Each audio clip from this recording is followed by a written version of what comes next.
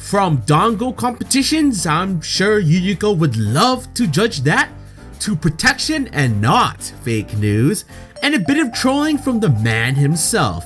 Hello, Magi here, and welcome back to another episode of Interesting Touhou Facts, the series where I talk about facts from Touhou that I find either fun, unusual, or simply interesting. So without further ado, let's begin the Interesting Touhou Facts number 85. Number 5. Now, competition is a good thing. It makes you want to do your best while beating your opponents. And this is especially true in the market. When you have so many brands doing the same thing as you need to step it up with either great service or excellent products. But this competition isn't that intense. So in alternative facts, in the human village, there's 2 dango stands that's been in an intense quarrel. They're competing to see who can sell more. The people in question are the 2 invading rabbits from Legacy, Seiran and Ringo.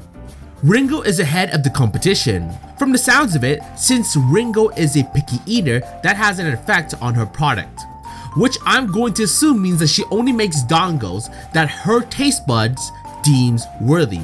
Aya is rooting for Seiran only because she's the underdog in this and she likes to root for them. For Ringo's dango, she has the dango stand 3 color dango and Zunda dango, each costing 4 mon. Mon is a Japanese currency that was used until the Edo era. Seiran has dango mitarashi dango and black sesame dango. Now, I don't know shit when it comes to the dangos, but I'm gonna trust they're both good. Aside from the random competition, I'm honestly surprised the 2 rabbits settled into Kinsokyo instead of going back to the moon. And it looks like they're here to stay as they showed up once more in Visionary Chapter 10. I'm just saying, Yuyuko would love to join in on the dango eating. Number 4. So if you remember, the human village aren't exactly the best of pals with the yokais, with the whole humans being afraid of the yokais and all that. But even so, they don't realize how helpful those scary yokais can be. So this takes place during chapter 44 and 45 of Forbidden. You may have recalled I talked about Reimu mentioning typhoons being yokais, and it takes place in that same time period. Heavy storms are about to hit the village. Meanwhile, during the discussion about the yokai typhoon, Reimu makes note of something strange. The human village takes almost no damage from the typhoons. It appears something is dampening the winds, but only for the village. Reimu's hypothesis is that someone's protecting the village. We later learn that the village is protected by the yokais during storms. Not just storms, but all sorts of disasters. For example, the kappas prevent floods. The village is safeguarded by the yokais. We see Hatate and Momiji helping out as it almost took all the Tengu, I'm assuming, to protect it as it was the biggest storm in recent years.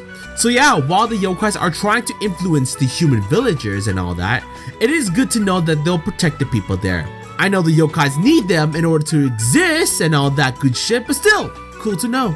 Number 3. Alright, so do you guys remember when I talked about Akyu? How her lifespan is short due to her clan's power and all that. Plus, we saw her doing a ceremony in hopes for a long life.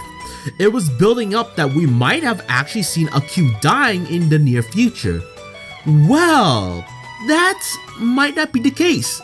So there was a convention in China where Zun attended.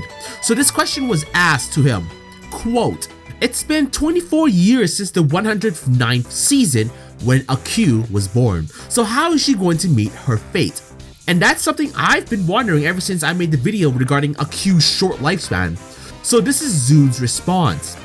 Touhou uses Saze-san time, so she's going to live forever as long as the story keeps going. Akyu won't die, and Reimu and the others won't grow old. That's Saze-san time.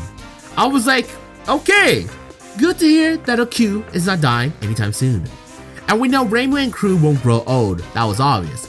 But the question I had was, what the fuck is Saze-san time? So I had to look this up. Saze-san is a manga work created by Machiko Hasegawa in 1946. I was like, okay, but what does that have to do with not aging? It wasn't until I read the wiki page that I learned it has over 2,500 episodes. I don't even have 2,000 videos on my channel, let alone that many animated episodes. So from that, I understand what he meant with the Saze-san time, I'm going to assume the characters in the series are still the same age as they were back in the 1940s. Remember, I've never seen this manga or anime series before. In that case, the girls in Touhou are going to remain their age for a while. The term Forever 17 taking to another level. Number 2. So in Touhou, there's a lot of references, both in the series and outside of Touhou. We have the shit ton of JoJo association, but there's stuff inside Touhou they reference, like how Mountain of Faith had set up Subterranean, UFO, and 10 Desires. And this next one is... I'll let you decide on that. So in Strange Creators Volume 4, Zune is being interviewed when it comes to Hidden. In this interview, they're talking about Okina, so let me show you Zune's part. That's part of her true nature, but by leaving her as just a god of Noah, it kind of became, wouldn't it be delicious if she had some connection to Kokoro? Ah, Zune, you sly son of a bitch. To explain it a little further, I'll have to talk about Okina's name. The first kanji of her name, which you're seeing right now, means hidden. I'm not surprised.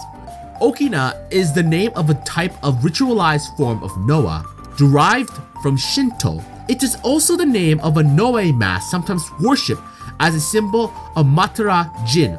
Matara is from the first part of Matara Jin, on whom Okina is based. So yeah, good old Zune making Okina have more connections than it seems. Now I really want to see Okina and Kokoro interacting with one another. Number 1. For the last fact, we're going to be bringing back our homeboy Renosuke. Been a while, I must say. So anyway, aside from collecting random shit that's popped into Gensokyo from the outside world, he has another hobby. Renosuke has taken up detective fiction. I wasn't expecting Renosuke to enjoy that, although it's difficult for him to understand because the outside world has different rules compared to Gensokyo, like the country's laws, profession, and lifestyles, but that itself made them seem amazing and enjoyable for him. Hey, as long as it works for him. What interested him were how the cops and detectives were often shown portrayed with a cigarette in their lips and how it portrayed how difficult a case was.